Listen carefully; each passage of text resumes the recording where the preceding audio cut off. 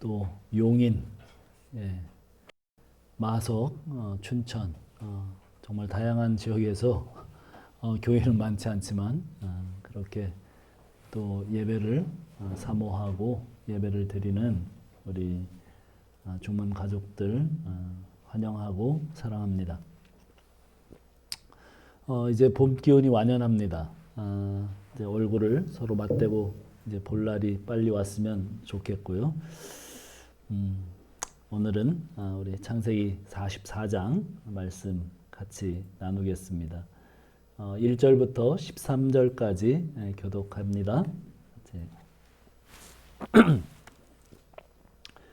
요셉이 그의 집 청지기에게 명하여 이르되 양식을 각자의 자루에 운반할 수 있을 만큼 채우고 각자의 돈을 그 자루에 넣고 그 내장 곧 은장을 그 청년의 자루아기에 넣고 그 양식과 돈도 함께 넣으라 하니 그가 요셉의 명령대로 하고 아침이 밝을 때 사람들과 그들의 나귀들을 보내니라.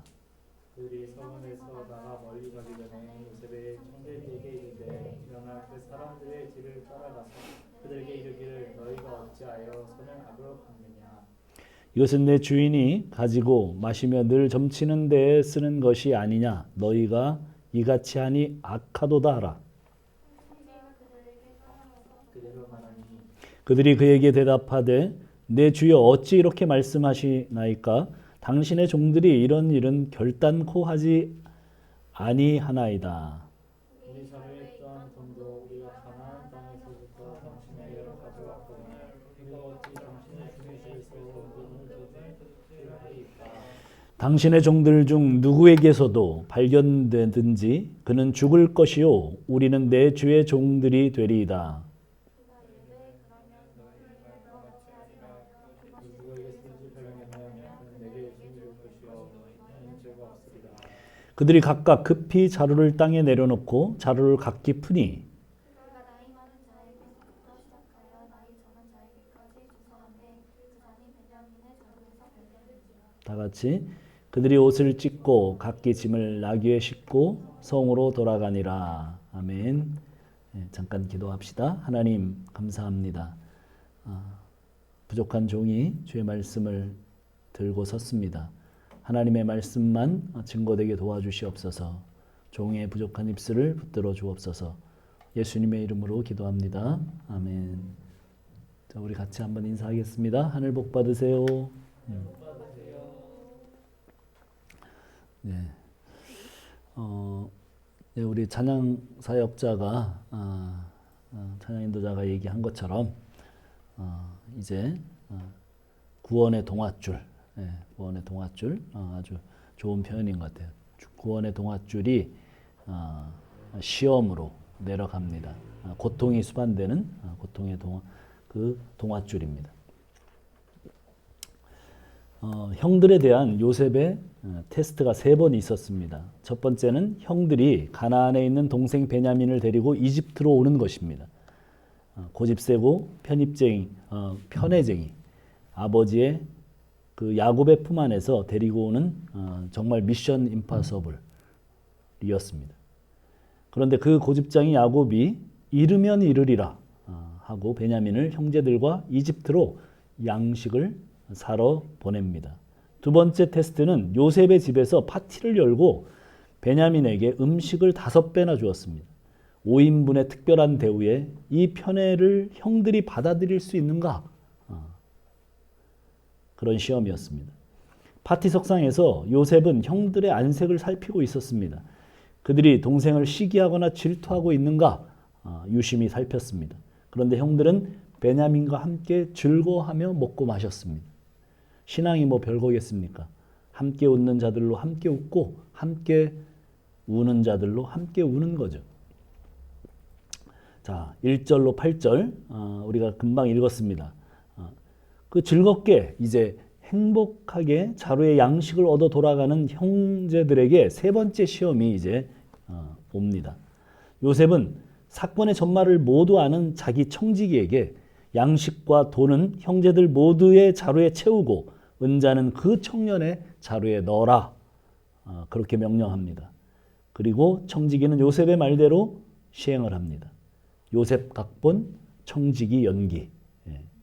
그렇죠. 요셉의 세 번째 테스트는 자, 이제 이것만 통과하면 형제들의 마지막 관문입니다. 요셉이 22년 전 상황과 아주 비슷한 상황을 지금 만들고 있어요. 베냐민의 자루에 은잔을 넣었습니다. 왜냐하면 베냐민에게 문제가 생겨야 22년 전과 똑같은 상황을 만들 수 있기 때문이에요. 그리고 청지기에게 너희가 어떻게 우리 주인이 선을 베풀어 주었는데 악으로 갚을 수 있느냐? 우리 주인의 물건을 도둑질할 수 있느냐고 형제들에게 말하라고 한 거죠. 그래서 요셉이 시킨 각본대로 형제들에게 그대로 말하니 형제들이 억울합니다. 아니, 우리에게 무슨 말씀을 하세요? 우리는 결단코 그런 일을 하는 사람들이 아닙니다. 우리가 훔친 것도 아니고 지난번에 자루에 있던 돈까지도 그대로 다 가지고 왔는데 우리도 은혜를 아는 사람들이고 우리가 어떻게 그런 악을 행하겠습니까? 자기들은 결백하다고 합니다. 예. 이 누명이나 이런 것들은 절대 파놓은 함정이기 때문에 절대로 빠져나갈 수가 없어요. 물론 요셉은 형들을 이미 용서했어요. 그리고 화합할 수 있습니다. 그러나 그게 전부가 아니에요. 용서와 화합을 통해서 새로운 관계가 시작될 수 있어야 합니다. 그렇다면 지금 형들이 새로운 관계를 맺을 수 있는 형들인가가 확인이 되어야 돼요. 그것의 확인은 형들이 이 억울함을 받아들일 것인가에. 똑같은 상황에서 요셉은 내팽개쳐졌었어요. 형제들의 태도는 정말 가인처럼 내가 내 아우를 지키는 자일까? 뭐 이런 거예요. 같은 상황에서 베냐민을 어떻게 할 것인가?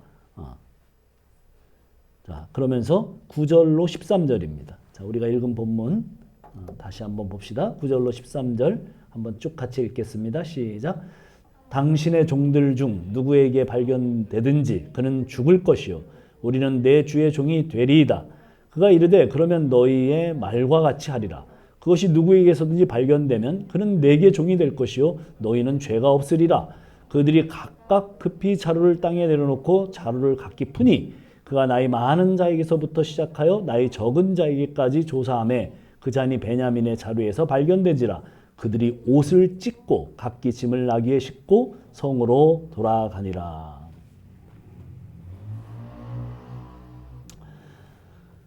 네. 자, 형제들이 스스로 말합니다. 우리들 중 누구에게서라도 당신의 것이 발견된다면 그는 죽을 것이요 우리는 전부 당신의 노예가 되겠습니다. 애굽의 법 중에는 자기가 자기 죄를 지었으면 스스로 형량을 정하는 법이 있어요. 스스로 지금 형량을 정합니다. 이런 죄는 정말로 다 죽어도 싸다. 이 훔친 자는 죽고 모두가 노예가 되겠다. 그렇게 그런 형량이 합당하다고 스스로 판단을 했습니다. 자신들이 정한 형량이에요.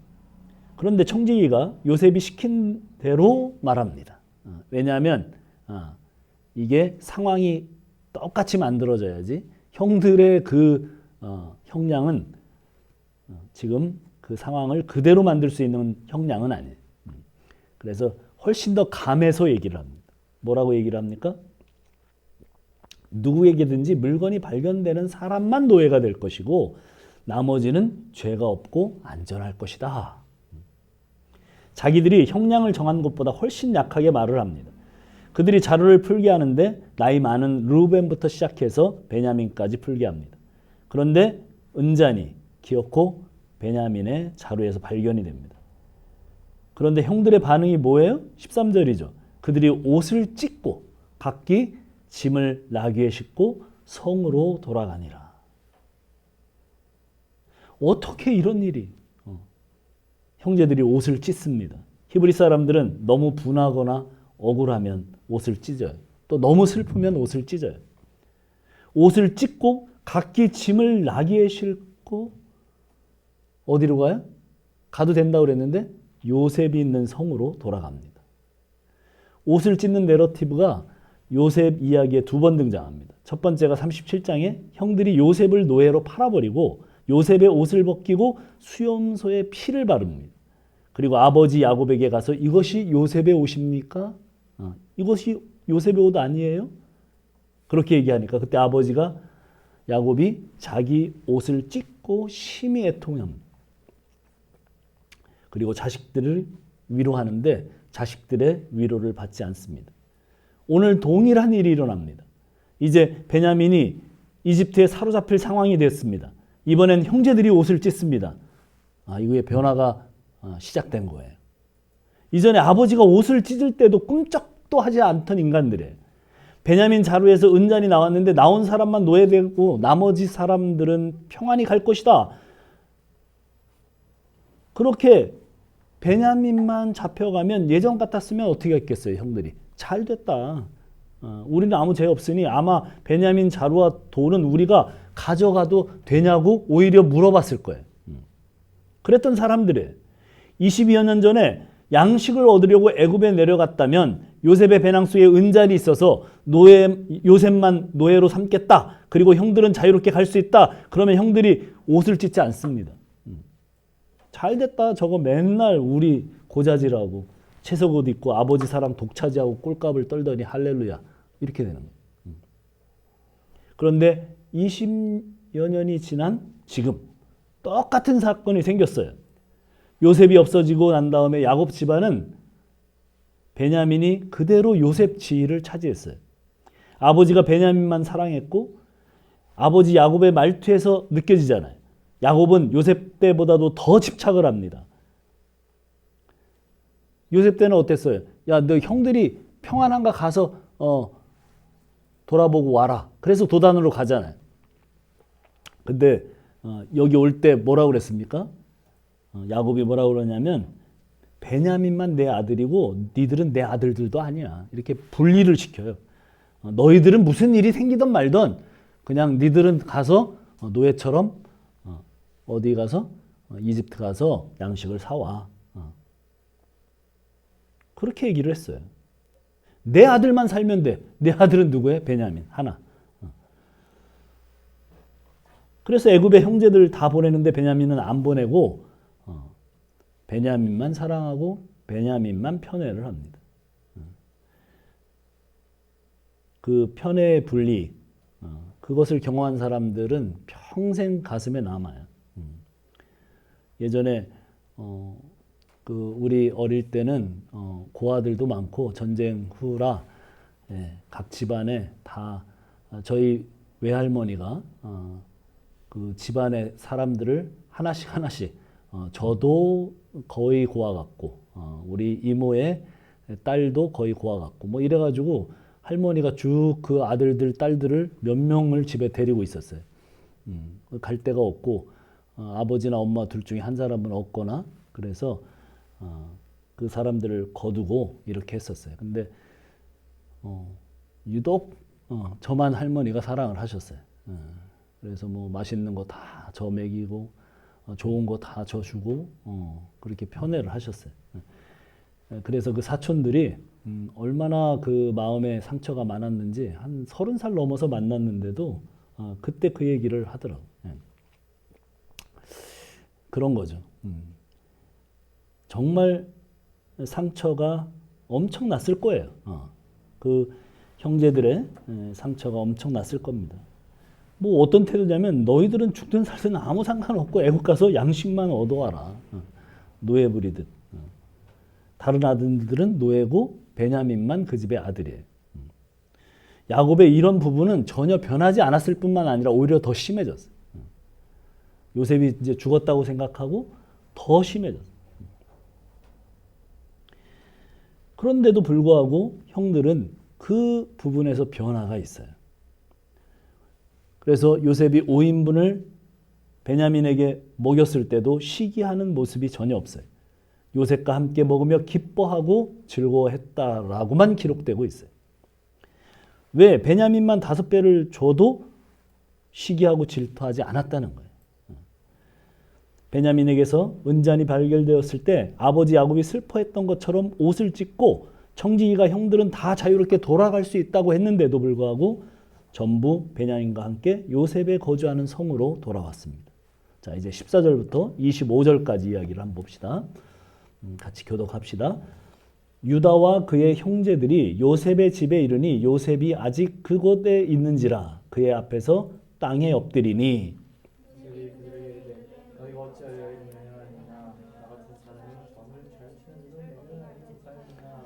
유다가 말하되 우리가 내 주께 무슨 말을 하오리까 무슨 설명을 하오리까 우리가 어떻게 우리의 정직함을 나타내리이까 하나님이 종들의 죄악을 찾아내셨으니 우리와 이 잔이 발견된 자가 다 내 주의 노예가 되겠나이다.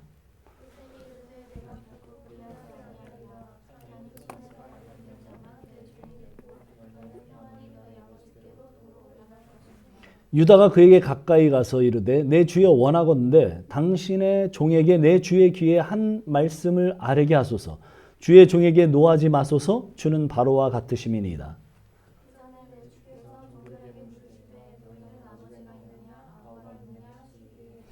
우리가 내 주께 아뢰되 우리에게 아버지가 있으니 노인이요 또 그가 노년에 얻은 아들 청년이 있으니 그의 형은 죽고 그의 어머니가 남긴 것은 그뿐이므로 그의 아버지가 그를 사랑하나이다 하였더니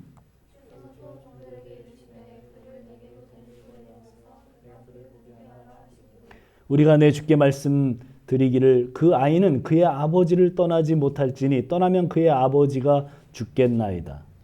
그래서 또 주의 종들에게 너희 막내야 너희와 함께 내려오게 하느냐 너희가 다시 내 얼굴을 보지 못하려 하시기로 우리가 주의 종 우리 아버지께로 도로 올라가서 내 주의 말씀을 그에게 아뢰었나이다. 그 후에 우리 아버지가 다시 가서 곡물을 좀 사오라 하시기로 우리가 이르되 우리가 내려갈 수 없나이다. 우리 막내 아우가 함께 가면 내려가려니와 막내 아우가 우리와 함께 가지 아니하면 그 사람의 얼굴을 볼 수 없음이니이다.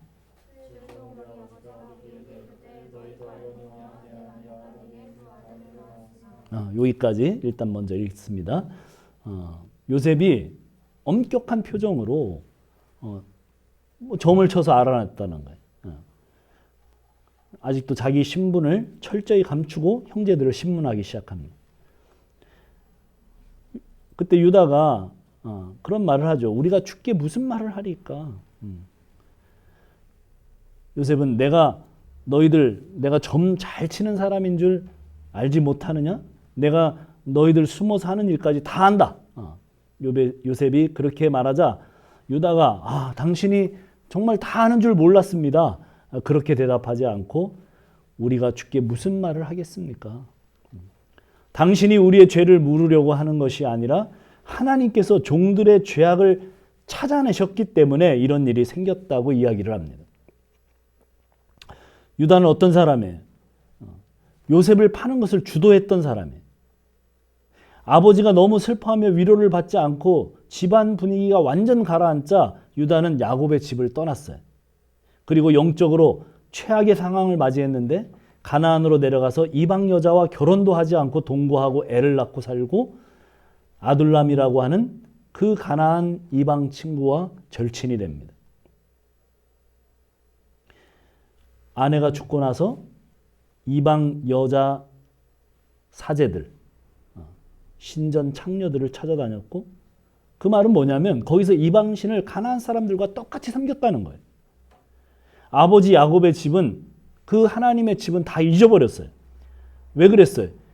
이방신을 섬기면 이 세상 복을 받으니까 흥겹게 내 욕심대로 다 행복하게 살 수 있으니까 그랬습니다. 그런데 지금 이방인 애굽 총리가 점 잘 쳐서 알아냈다는데 거기다 대고 당신이 점 잘 쳐서 알아낸 것이 아니고 하나님의 종들의 죄를 하나님이 찾아내셨기 때문에 이런 일이 생겼다고 말하는 것은 대단한 변화예요. 하나님의 시각으로 사건을 보고 하나님이 하시는 것으로 생각하는 그 변화예요. 바로 전에 청지기 앞에서 형제들이 우리가 무슨 죄가 있냐고 자기들의 무죄를 주장했습니다. 지난번 돈까지 다 가지고 왔다고 증명하면서 그렇게 얘기를 했어요. 우리는 훔칠 사람이 아닙니다. 자기들의 억울함을 호소했어요. 그런데 총리 앞에 와서 유다는 변명 한마디 하지 않습니다. 그냥 우리는 죄인입니다. 그렇게 인정을 해요. 내가 죽게 무슨 말을 할 수 있겠습니까? 무슨 설명을 할 수 있겠습니까? 자기들이 죄 있는 것을 다 알아요. 하나님이 우리 죄를 밝히시고 계신다는 거예요. 물론 지금 죄를 지은 것이 아니죠. 그 죄는 20여 년 전에 지은 죄를 말하는 거죠. 지난번 양식 사러 왔을 때 시몬이 잡혀 있게 되었을 때도 하나님이 요셉 때문에 지은 죄를 우리에게 물으시는구나. 이런 깨달음을 가지고 생각을 했었어요. 또다시 일이 반복되자 유다가 상황을 감지해요. 이것은 하나님이 우리 죄를 알아내셨고 하나님이 우리 죄를 지금 묻고 계시는 것이다. 20여 년 전 똑같은 상황인데 이제 지금 그러면 나는 어떻게 해야 되는가? 지금 유다의 생각인 거예요.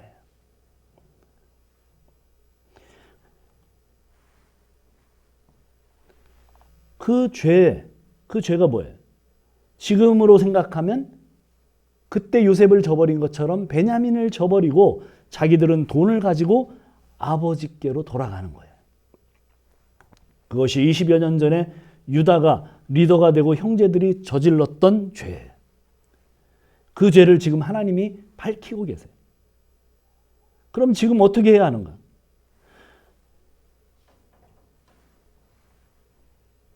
우리와 잔이 발견된 자 다 당신의 노예가 되겠습니다.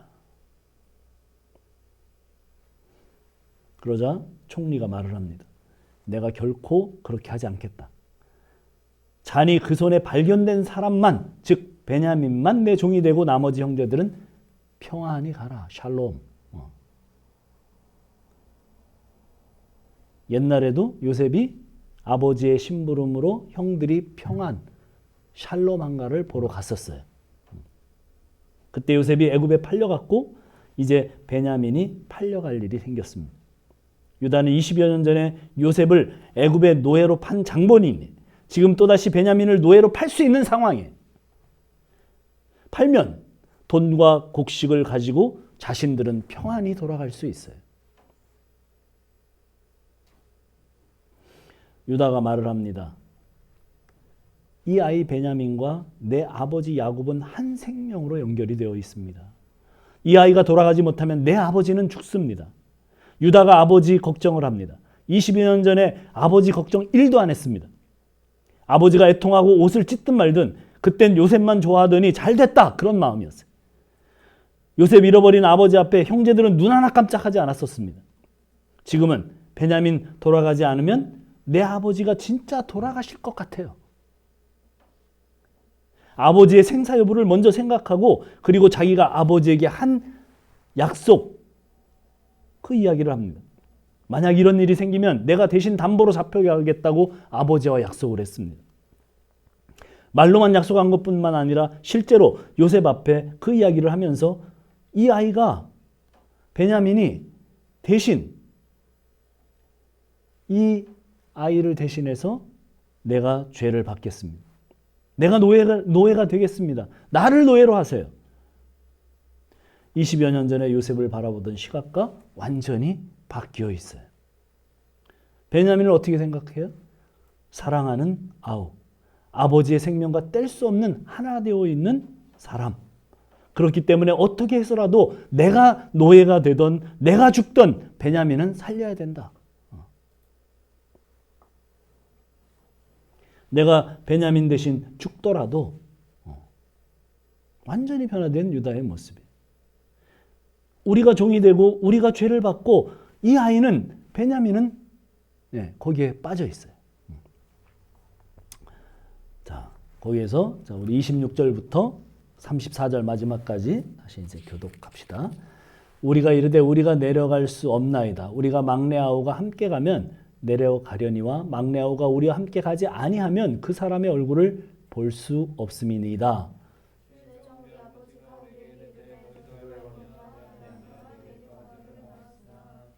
하나는 내게서 나갔으므로 내가 말하기를 틀림없이 찢겨 죽었다 하고 내가 지금까지 그를 보지 못하거늘.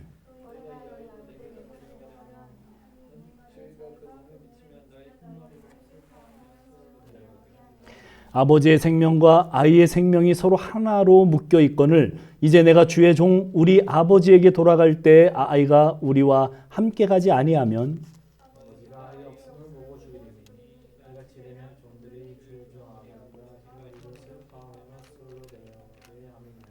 주의 종이 내 아버지에게 아이를 담보하기를 내가 이를 아버지께로 데리고 돌아오지 아니하면 영영이 아버지께 죄짐을 지리다 하였사오니.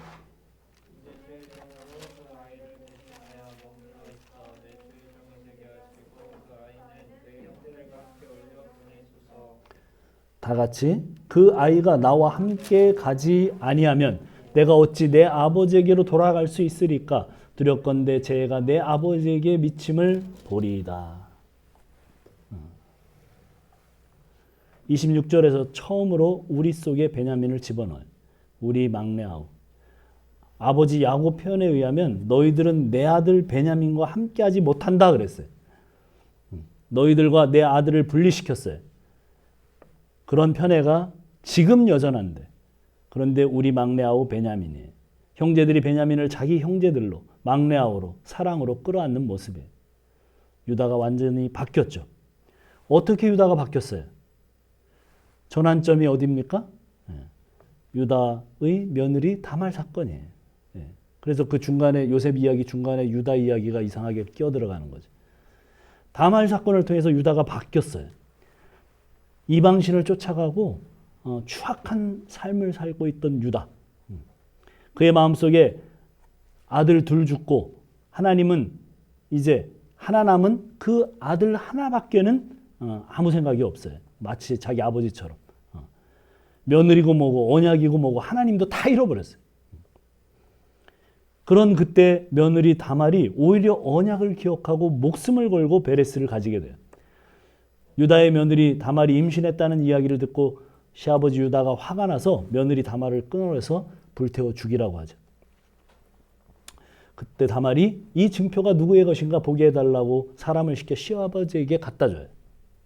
그때 유다가 자기 죄를 인정하지 않으면 다말은 불태워 죽게 돼요. 유다가 언약을 깨트린 자고 유다가 죽어야 될 사람인데 다말이 죽을 판이에요. 그때 죽을 각오로 다말이 증표를 보여줍니다. 유다가 모른 척 해버리면 다말은 죽는 것인데 유다가 증표를 보면서 다말이 옳고 내가 다 틀렸다. 내가 죄인이다. 다말은 아무것도 잘못한 것이 없다. 그때부터 변화가 일어났어요. 그리고 22년이 흐른 지금 이제 이 정도의 변화가 일어났어요. 사람은 한 번에 안 변해요. 정말 지겹게 안 변하죠. 정말 오랜 시간 변화가 있었어요. 세월이 많이 흐르고 조금씩 바뀝니다. 하나님은 우리를 어떻게 바꾸세요? 내가 깨달을 수밖에 없는 사건을 주시는데 그때 잠깐 바뀌는 것 같다가 또다시 원래 그 자리로 돌아가요. 그걸 무한 반복해요. 꽤 오랜 시간. 그런데 하나님이 그걸 견뎌주시죠. 이거는 자식들을 보면 좀 많이 이해가 되는 이야기입니다. 아이들이 무한 반복을 합니다. 하라고 하는 것 안 합니다. 하지 말라고 하는 것 정말 잘합니다. 그래서 야단 맞고 혼날 때는 잘못을 뉘우치고 바뀌는가 싶어요. 그러나 일주일도 못 가요. 일주일이 뭐예요? 뭐 하루도 못 가죠. 또 반복합니다. 부모는 아기 때부터 뭐 선아나 리우, 청소년기 현이, 뭐 준상이까지 다 그렇죠. 학교 왔다 오면 옷 제자리에 놓고 손 씻고 가방 전돈에 놓고 놀아라. 뭐 공부하랍니까? 놀아라. 근데 어떻게 해요? 죽으라고 안 합니다. 영적 아버지 하나님도 유다에게 계속 가르쳐요. 너를 위해서가 아니고 하나님 앞에서 다른 사람을 위해서 죽어야 그것이 하나님이 원하는 하나님의 백성이라는 것을 하나님의 가족이 삶이라는 것을 가르치셨어요. 그 결과 오늘 유다에게 이런 고백이 나오는 거예요. 유다와 르우벤의 차이점이 뭐예요? 르우벤은 자기 자신은 잘못한 게 없어요. 그리고 베냐민 문제가 생기면 자신이 죽겠다 이런 얘기 안 해요. 르우벤은 자기가 책임을 지지 않아요. 장자로서의 자격을 이미 상실했지만 만회할 수 있는 기회도 놓쳐요. 둘째, 셋째, 시므온과 레위도 세겜성 사람들을 학살한 사건 때문에 자격을 상실합니다. 유다 또한 그대로 갔으면 제외됐을 거예요. 그런데 그가 변화됩니다. 지금 잘못한 게 없어요. 그런데 변명하지 않습니다. 그리고 그 죄가 자기 죄라고 인정을 하고 나를 대신해서 동생을 살려달라고 합니다. 이게 어디서 많이 본 모습이잖아요. 십자가의 사랑은 억울함을 겪는 사랑이에요. 설명할 수 없는 사랑이죠. 십자가의 사랑은 조건 없는 사랑이에요. 사랑할 만한 사람을 사랑하는 것이 아니고 원수를 사랑하는 사랑이에요. 우리 예수님이 그러셨어요. 죄 많은 원수들, 우리들, 예수의 동생들 살리기 위해서 십자가를 지고 자기가 죽는 사랑을 하셨어요. 유다는 요셉처럼 억울함을 십자가로 받아들이고 자기가 죽는 길, 자기가 노예가 되는 길을 선택합니다. 그래서 유다가 창세기 49장에 보면 예수 그리스도의 족보의 조상으로 서게 되는 복을 받습니다. 너의 손이 내 원수의 목을 잡을 것이고 너의 아버지의 아들들이 너 앞에 절한다. 규가 유다를 떠나지 않는다. 통치자의 지팡이가 그 발 사이에서 떠나지 않고 실로가 오기까지 그에게 모든 백성이 복종한다. 규, 지팡이, 실로 모두 메시아를 가르치죠. 그리스도를 뜻합니다. 유다가 그리스도의 족보의 후계자로 서게 되는 것이죠. 유다가 르우벤의 자리에, 장자의 자리에 유다가 서게 됩니다. 지금은 요셉을 통해서 일하지만 그리스도는 유다를 통해 오시게 되는 겁니다. 20여 년 전 유다가 이전에 요셉을 팔고 형제들 위해 왕노릇 하려고 했을 때는 아버지가 위로를 받지 않으면서 형제들의 평가에서 내리막길을 걷기 시작하자 어떻게 했어요? 집을 뛰쳐나갔어요. 그래서 창세기 38장에 이방인과 함께 완전히 타락한 유다의 모습이었는데 지금 완전히 변화된 모습으로 섰습니다. 이로써 시험이 통과됩니다. 45장에서 드디어 요셉이 자신을 형제들에게 밝히게 되죠. 우리는 다 죽어야 되는 사건을 통해서 조금씩 깨닫기 시작합니다. 우리는 억울한 사건들을 통해서 조금씩 변화되어 갑니다. 마치 창세기 4장의 편애의 사건으로 하나님이 편애를 하세요. 아벨과 그 가인의 예물 중에 아벨의 예물과 아벨은 받으시고 가인과 가인의 예물은 받으지 않아요. 왜 그러세요? 몰라요. 그러나 가인은 그러니까 가인은 어떻게 해요? 아벨을 죽여요. 요셉 내러티브도 똑같죠. 야곱이 너무 심하게 편애를 해요. 어떻게 합니까? 야곱에게 있는 요셉은 죽이고 아버지가 또 베냐민 편애하니까 어떻게 하면 돼요? 또 죽여. 그게 가인이 한 일이에요. 그런데 안 죽여요. 안 죽일 뿐만 아니라 아버지의 생명을 위해. 아버지가 이런 일이 있으면 낙심해서 돌아가실 것인데 아버지를 생각합니다. 그리고 자신이 죽음의 자리로 갑니다. 편애하는 부당한 그 아버지를 살리고 그리고 베냐민을 살리기 위해서 유다 자기가 잡히겠답니다. 은잔이 발견된 자는 죽어도 되고 노예가 돼도 되고 그런데 그를 살리고 대신 자기가 그 자리로 들어갑니다. 야곱이 아버지 하나님의 자리를 대신하고 있다고 한다면 지금 요셉의 형들 중 유다는 가인이죠. 동생 것만 좋아하고 동생만 좋아하는 하나님 앞에 뭐라고 그러는 거예요? 그 가인이 예 감사합니다. 그대로 순종을 합니다. 아버지가 아벨을 원하시면 나보다 아벨을 더 사랑하시면 그것도 아버지 뜻이니까 감사합니다. 유다는 거기로 갑니다. 가인은 뭐라 그래요? 하나님께서 그러죠. 이제 동생을 너무 미워하고 살해할 그런 의도가 있으니까 하나님이 뭐라고 그러세요? 가인에게 너는 계속해서 선을 행하라. 그렇게 말씀해요. 노하고 분내지 말라. 계속 선을 행해야 된다. 그러면 너는 얼굴을 들 것이다. 그러는데 가인은 안 듣습니다. 유다는 들어요. 예, 아버지. 베냐민만 사랑하고 베냐민만 아들이라고 아버지가 이야기하셔도 맞습니다. 저는 순종합니다. 말도 안 되죠. 우리 같으면 그렇게 하겠습니까? 그런데 하나님께서 유다를 그런 사람으로 바꿔놓으셨습니다. 요셉 때 아버지가 편애하니까 형제들이 하나같이 저놈 죽이자 그랬어요. 그런데 지금 베냐민 똑같이 아버지의 편애를 받고 있는데 아버지 편애하시려면 하세요. 저는 순종하겠습니다. 이것이 하나님의 자녀예요. 우리는 이방 종교와 다릅니다. 내가 무엇을 잘하면 그 신은 나에게 잘해줘야 되는 그런 이방 종교와 달라. 이방 종교는 어디다 초점을 두냐면 내가 잘한 것에 초점을 두는 것이 이방 종교예요. 모든 종교는 다 그렇습니다. 내가 신을 잘 섬기면 거기에 대한 대가로 뭔가로 신이 해줍니다. 내가 이렇게까지 전심으로 섬겼는데 나를 이렇게 대우하나?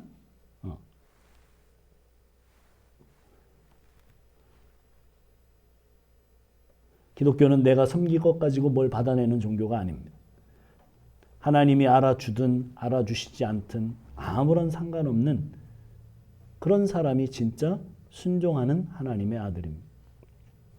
그래서 하나님은 이놈이 순종하는 아들이 되었는지 아닌지 어떻게 알아보세요? 그게 오늘 사건이에요. 내게 부당한 사건이 생겨보면 알아요. 억울한 사건이 생겨보면 알아요. 그러면 두 가지 반응이 일어나죠. 하나님이 살아계신데 어떻게 나한테 이런 일이 일어납니까? 이 반응하고 이것도 하나님이 허락한 것이면 감사하고 순종하겠습니다.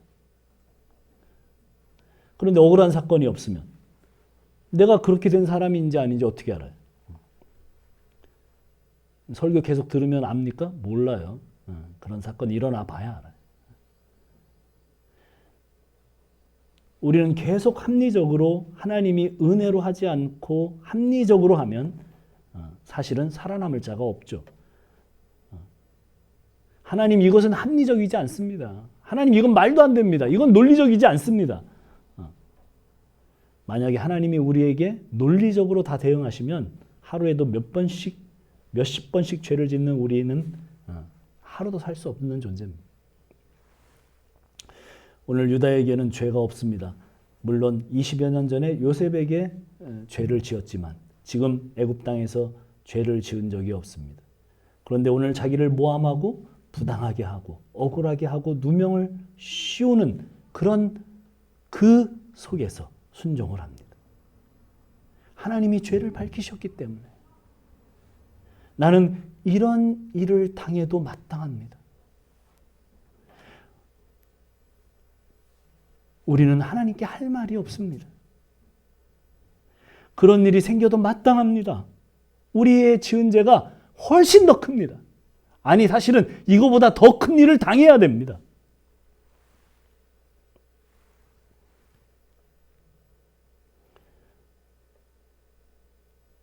이게 아니고 억울합니까 혹시? 100% 순종하는 자녀, 구원이라고 하는 것은 정말 예수 믿는 것이 구원이 아니고 지금 뭐 제가 이신칭이 교리를 부정하는 게 아니라 정말 예수 믿는 것이 구원이 아니에요. 그것만 구원이라고 생각하니까 구원받았다고 생각하는 교인들이 정말 뻘짓을 하고 돌아다닙니다. 그것은 구원의 시작일 뿐이죠. 6월절 피 바르고 나온 것이 시작이고 그렇게 구원받은 사람을 진짜 예수만 믿는 사람으로 바꿔나가는 그 양육 과정이 있어요. 그것이 구원의 양육 과정이에요. 예수는 믿었는데 그냥 끝나는 법이 없어요. 그때부터 구원의 과정이 그게 뭐예요? 광야 40년이에요. 순식간에 출애굽은 그 홍해를 가르고 넘어왔어요. 그러나 그의 삶은 광야 40년이에요. 광야 40년 동안 옛사람이 다 죽어버리고 세 사람만 가나안에 들어가는 거예요. 옛사람과 새 사람의 차이점이 뭐예요? 옛사람은 내 생각, 내 판단, 내 기준으로 나를 위한 것, 육신이고 세상이에요. 새 사람은 나의 생각, 육신 판단 기준이 없어요. 그냥 하나님 말씀이면 끝나요. 오늘 우리가 찬양했듯이 주님 말씀하시면 가라면 가고 서라면 서고, 하나님이 주시면 주시는 대로, 안 주시면 안 주시는 대로 그렇게 삽니다. 더 원치 않아요. 이스라엘은 먹는 것 없으면 먹을 것 없다고 난리치고, 물 없으면 물 없다고 목말라 죽는다고 또 난리치고, 만나 주면 만나만 준다고 또 난리치고.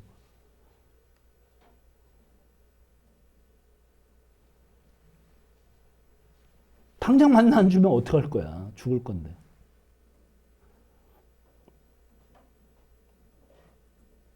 그래서 완전 순종하는 자들로 바뀌어서 가나안 땅에 들어갑니다. 새 사람, 어디서 태어난 사람들?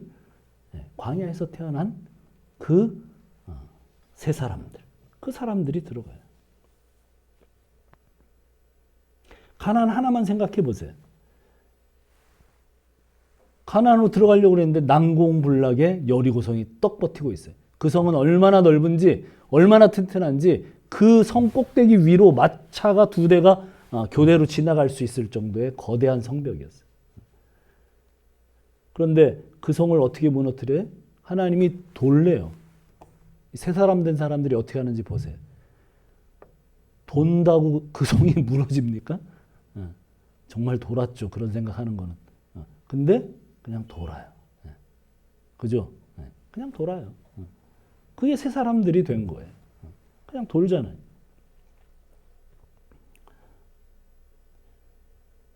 그것이 피조물이 창조주에게 갖춰야 될 기본적인 자세입니다. 우리는 피조물인 주제에 계속 창조주의 자리에서 그렇게 생각하는 나쁜 습관이죠.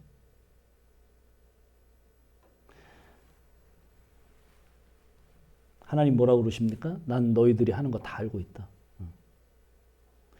보세요. 우리 뜻대로 안 되고 우리에게 고난이 다가오고 어려운 일이 생기고 그러면 어떻게 해요? 감사하라는 거예요. 원래 우리에게 오는 고통은 마땅히 당했어야 될 고통이에요. 우리가 죄인이기 때문에 그런 거예요. 아니 그래도 그렇지. 이것은 완전히 누명이고 모함인데, 그러나 유다는 이미 오래전부터 벌을 받아도 더 받았어야 될 죄인입니다. 나에게 이런 일이 일어나도 마땅합니다. 그때는 내가 육신을 따라 행했지만 지금은 진짜 하나님 앞에서 다말이 했던 것처럼 아버지 살리고 베냐민 살려야겠다. 그에게 왕권이, 그리스도가 옵니다. 그래서 지금은 유다인이라고 하는 거예요. 유대인. 그래서 유대인인 거예요. 그들이. 그 유다는 내가 죽고 다른 사람 살려야 하는 사람, 우리가 그리스도와 함께 왕노릇한다. 어떤 왕노릇? 이 땅에서 생명 살리기 위해서 종으로 섬겨야 한다는 거예요. 나는 죽고 다른 사람 살리는 섬기는 자가 되는 삶. 그게 하나님 나라의 왕의 삶이에요. 예수님 이 땅에 오셔서 그렇게 사셨습니다. 자기가 대신해서 죽고 섬기셨어요. 우리는 그리스도와 함께 왕노릇할 자들이기에 예수 믿어서 구원 받았으면 그때부터 그리스도와 똑같은 왕노릇할 자로 변화되는 거예요. 그런 사람으로 바뀌어가는 것이 구원입니다. 그렇게 안 바뀌는 사람은 하나님의 백성이 아닙니다. 그렇게 잘 안 바뀌던데요? 예, 잘 안 바뀌어요.